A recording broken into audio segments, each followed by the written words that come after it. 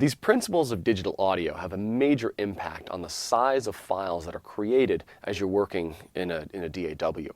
Every time you record audio, everything has to be stored on the hard drive, and you'll find that if you increase bit depth and sample rate, you get much, much larger files.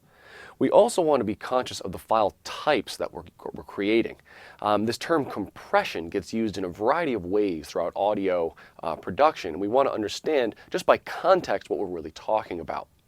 We can talk about data compression, which is what we're going to be referring to here, but we can also have audio compression. They're two different things, though people usually won't qualify by saying data or audio. When we talk about data compression, it's kind of like a zip file. You ever notice that you take a Word doc and you zip it, you make a compressed file type, it gets much smaller. We've reduced the data, but we've retained all the information. That's a lossless type of compression. And we can also have things like MP3, which is also a kind of data compression that loses some of the information. You've heard a poor MP3 doesn't sound so good, right? We've lost some of the audio. We want to make sure that when we're working with DAWs and we're recording, we're using the highest possible quality of audio files. It's going to create larger files, but it makes it so that you can manipulate the audio files more, you can use more audio effects, and you're not going to get that ugly MP3 kind of sound. So we have to make sure we're using a lossless type of file.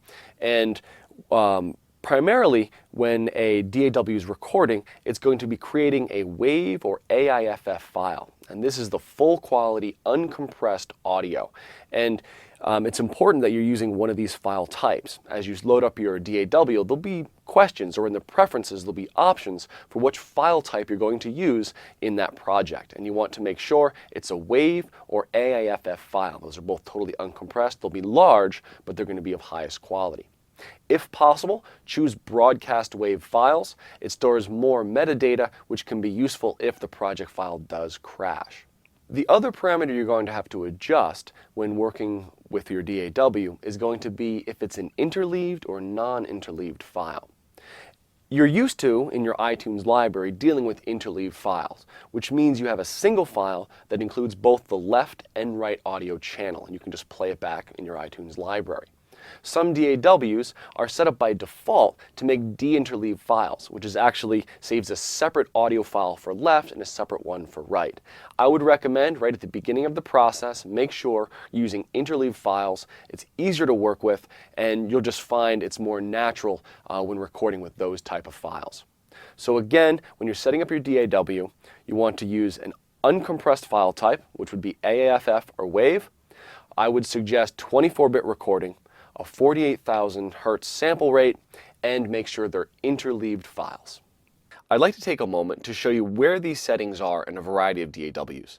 Now, there are many digital audio workstations out there, and I can't cover them all, and the new ones are coming out all the time. But the truth is, these settings are the same everywhere. They're in different locations, but no matter what DAW you use, you need to find how to set these settings. So let's check it out in 4 different DAWs. The first is Pro Tools. Right when you start a new Pro Tools project, you're asked to set many of these preferences up. You have audio file type, and you can choose BWF, which is broadcast wave and is what I would suggest recording at.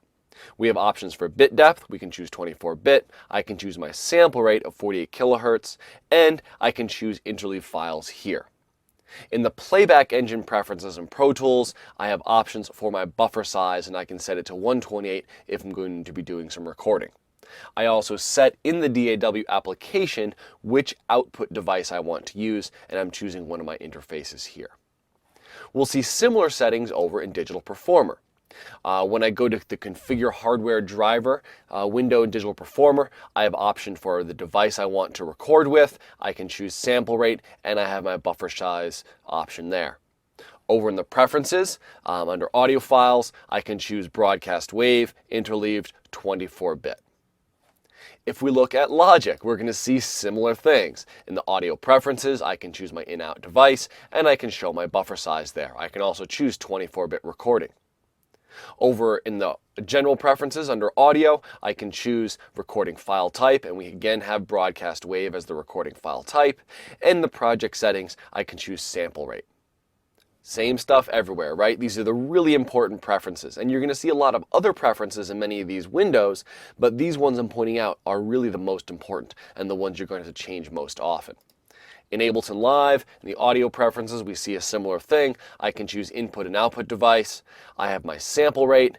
I have my buffer size. And in the recording settings, I can choose my bit depth and file type. So we see that no matter what the application, these settings are the most important ones and are the ones that you need to know how to configure. I'd recommend you pause working in this video here and go to your DAW and find these settings. Again, we're looking for in-out device, audio device, sample rate, bit depth, buffer size, and recording file type.